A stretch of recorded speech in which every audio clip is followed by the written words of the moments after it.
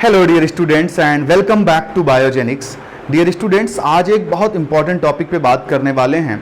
बात यह है कि बच्चों 12 ऑफ सितंबर को आपका नीट का एग्ज़ाम हो चुका है। उसके बाद बच्चों कुछ बच्चे ऐसे हैं जिन लोगों ने बहुत अच्छी परफॉर्म कर दी है, लेकिन कुछ बच्चे ऐसे हैं जिन लोगों की परफॉर्मेंस बहुत अच्छे से नहीं हो पाई है।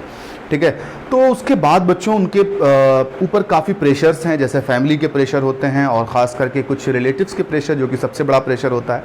उनसे बचने के लिए बच्चों, ठीक है, मैं एक छोटी सी कहानी आपको बताऊंगा और आप हो सकता है उससे आपको काफ़ी ज़्यादा मोटिवेशन मिले और हो सकता है फिर से आप अपने काम को, आप अपनी प्रिपरेशन को जिस तरीके से लास्ट 10 डेज़ आपने प्रिपरेशन की, हो सकता है आप फिर से स्टार्ट कर पाएँ। तो बच्चों, कहानी की शुरुआत यहाँ से होती है कि एक समुद्र है, उसकी लहरें आती हैं और एक बच्चा उसी वक्त टहलने आता है। तो समुद्र की लहरें उसका चप्पल जो है अपने साथ बहा ले जाती हैं और वो बच्चा वहीं पे रेत पे लिखता है कि समुद्र चोर है। इसी तरीके से बच्चों एक यंग इंसान भी आता है टहलने के लिए वहाँ पे और क्या नाम है, समुद्र की लहरें उसको भी बहा ले जाती हैं और उसकी डेथ हो जाती है। उसकी माँ आती है, रेत पे लिखती है कि समुद्र हत्यारा है। इसी तरीके से बच्चों कुछ मछुआरे होते हैं, वो भी मछली पकड़ने के लिए ही अपने शिकार में रहते हैं और समुद्र की लहरें आती हैं, साथ में कुछ मछलियाँ बहा लाती हैं और ये उन मछलियों को पकड़ लेते हैं और कहते हैं समुद्र हमारा पालनहार है। मतलब वही रेत पे लिखते हैं ये भी कि समुद्र हमारा पालनहार है।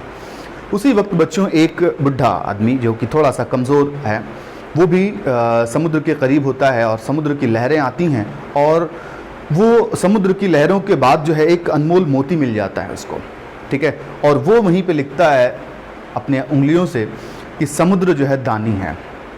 उसके बाद बच्चों एक समुद्र की लहरें फिर से आती हैं और जो कुछ भी लिखा होता है सबको मिटा देती हैं, सबको मिटा देती हैं बच्चों।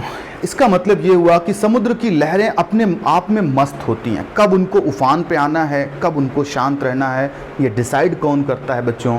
समुद्र करती है। अब कि देखो बच्चों, आपको भी इसी विशाल समुद्र की तरह ही बनना है। लोग कुछ भी बोलें, कुछ भी कहें, आपको उस पर ध्यान बिल्कुल नहीं देना है जैसे समुद्र ध्यान नहीं देता है।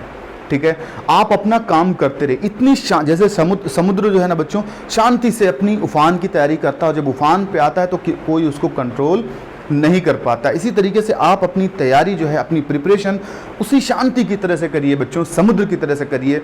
आपके रास्ते के जो भी हर्डल्स हैं, जो भी रुकावटें हैं रास्ते की, वो ये सब चीज़ें हैं, है ना। आपको उस पर ध्यान ही नहीं देना है बच्चों। कुछ भी लोग कहें, कुछ नहीं। हाँ, आपको एक अपना टारगेट सेट करके, अपनी गोल सेट करके आपको सिर्फ उसी पे काम करनी है।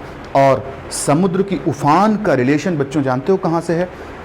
आपके सिलेक्शन से नहीं, आपकी रैंक से है। बात समझ रहे हो? सिलेक्शन तो बच्चों हो ही जाता है, लेकिन यह है कि ऐसा करिए कि हाँ रैंक आए आपकी, जिससे लोगों को, जैसे समुद्र ने जो है अपनी लहरों को ला करके सब कुछ मिटा दिया, ऐसे सारे जो भी वर्ड्स जो लोग कहे होते हैं आपके बारे में या जो भी लोग कहे हों, उनको मिटाने के लिए सबसे बेस्ट ऑप्शन आपके पास है कि आप कुछ ऐसा करें जिससे लोगों के दिमाग में, लोगों के लिए एक इंस्पिरेशन बन जाए वो। बात समझ रहे हैं? और बच्चों देखो, ज़िंदगी में उतार चढ़ाव, हार जीत, ठीक है, खोना पाना, ये सब लगा रहता है। ये तो ज़िंदगी का एक पार्ट है बच्चों। आपने तो ये चीज़ें देखी होंगी कि बच्चा जब, अगर भाई जाहिर सी बात है ज़िंदगी का नाम शांति ही होता, तो बच्चा पैदा होता है तो उस समय रोता ही है ना। और उसके बाद जब यंग होने के बाद, ओल्ड एज के बाद उसकी जब डेथ होती है तो रुला करके जाता है। रोना और रुलाने के बीच के पार्ट को ही बच्चों क्या कहते हैं? ज़िंदगी कहते हैं। बात समझ में आ गई? तो बच्चों, उम्मीद ये करते हैं आप लोगों से कि आप लोग ज़रूर अपनी प्रिपरेशन के दौरान इन सारे हर्डल्स को कभी भी सामने नहीं आने देंगे।